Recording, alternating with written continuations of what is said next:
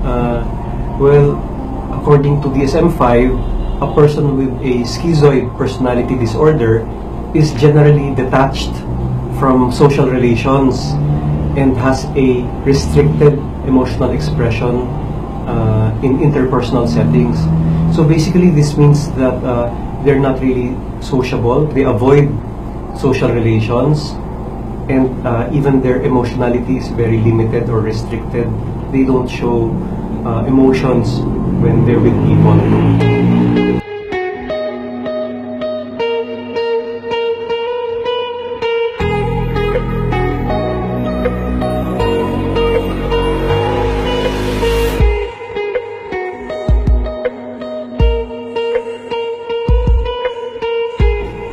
So when we talk about the causes of schizoid personality disorder, basically, the first one will always be a genetic component na mamana ang schizoid personality disorder. So it can be passed on through generations. No? Secondly, we also find out through our history taking that the person who is schizoid may have early family difficulties. Maybe there was something traumatic or difficult in their family life, and they may even have had experienced childhood abuse, which made them detached from people or be a loner.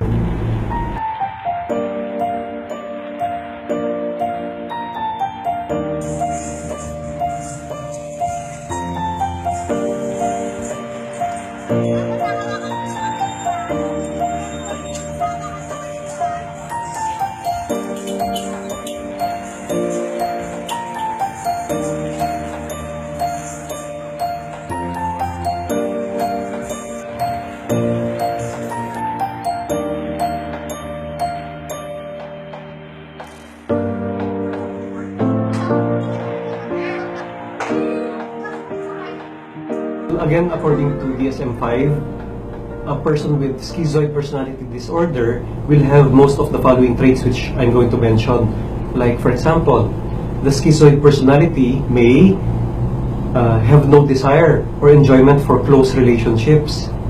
Sometimes they don't even enjoy being part of a family. So they really are loners. And they, if there is any enjoyment, it's the enjoyment of being alone.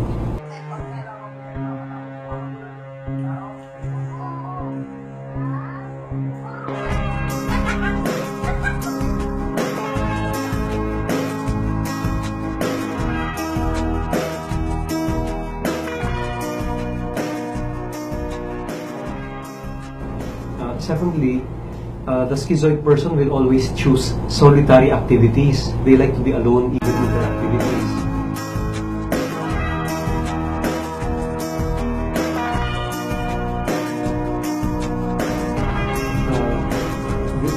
Another trait is that they have little or no interest in having sexual experiences with another person. So sex with another person is not that important for them, which means that they may not even look for a romantic or sexual relationship throughout their lifetime.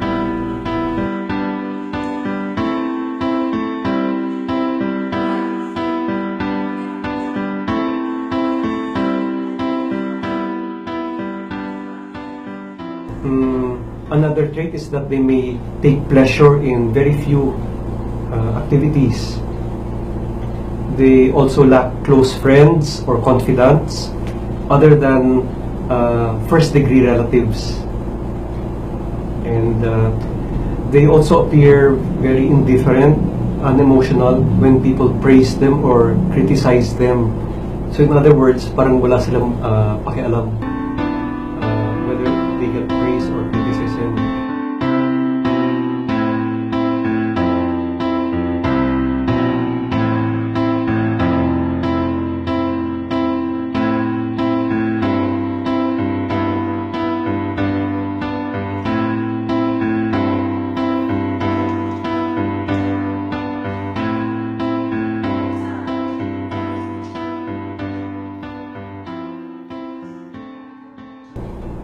And lastly, another trait is that they show emotional coldness or detachment, and their emotions are kind of flat.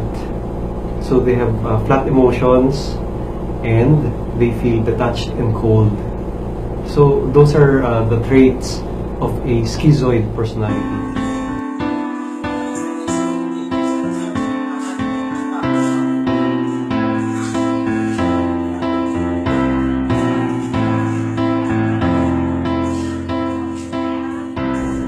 Just like with the other personality disorders, we always go back to two things. No? One is psychotherapy, because it would be interesting, where did this desire to be a loner come from? So we trace the root causes. Probably, if the person is willing, we can even teach the person during psychotherapy some social skills. So social skills building is part of it if the person wants to change.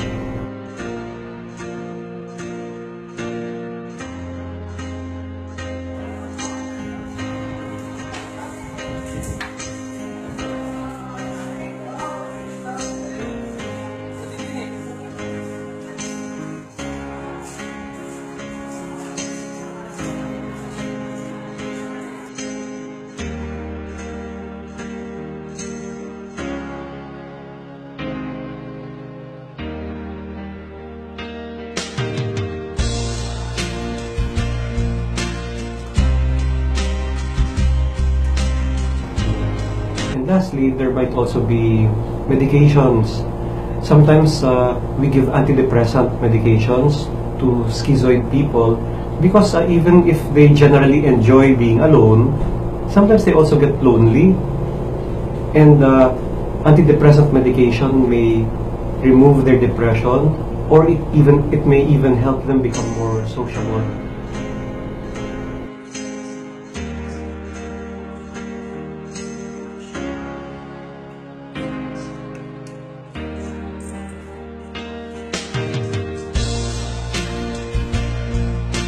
Probably, again, a talk with loved ones, the family members or friends of the schizoid person, and probably that's to accept that that your friend who is schizoid is really a loner, and if you keep on forcing him to get out of his shell, then you're actually taking him out of his comfort zone. Perhaps the best thing is to have brief encounters with the schizoid person, and then maximize the brief time, and then you have to give the schizoid person time and space to be alone.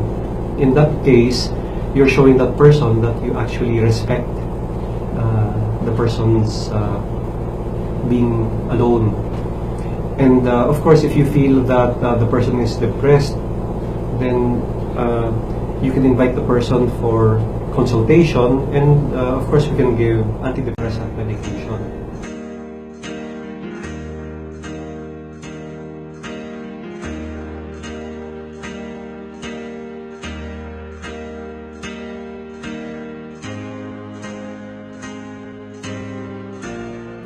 So the other thing I want to say is that if you wish to seek consultation, of course, the loved ones or the schizoid personality person himself or herself may contact the Randy Dellosa Wellness Center or Life Change Recovery Center, and of course I and my colleagues will be glad to help. And you can also visit my website at randydellosa.com or randydellosa.net. And as I said, I took the Polaroid down in my room. I'm pretty sure you have a new girlfriend. It's not as if I don't like you. It just makes me sad whenever I see it, 'cause I like to be gone most of the time, and you like to be home most of the time. If I stay